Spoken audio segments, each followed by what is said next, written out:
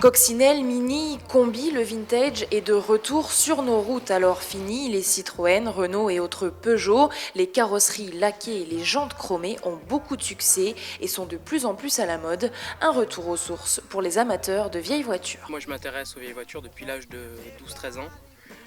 Parce que quand je suis né, mes parents avaient déjà des vieilles voitures.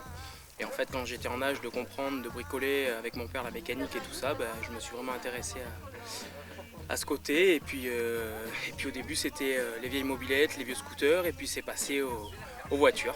C'est un béguin de toute jeune fille depuis l'âge de 18 ans.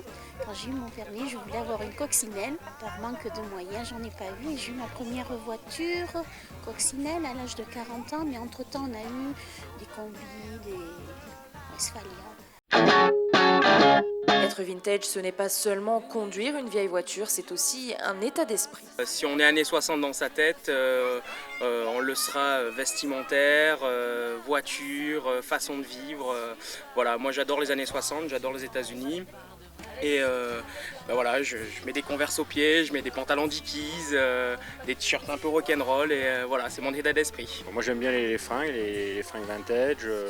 Bon, j'ai une vieille moto aussi, j'aime bien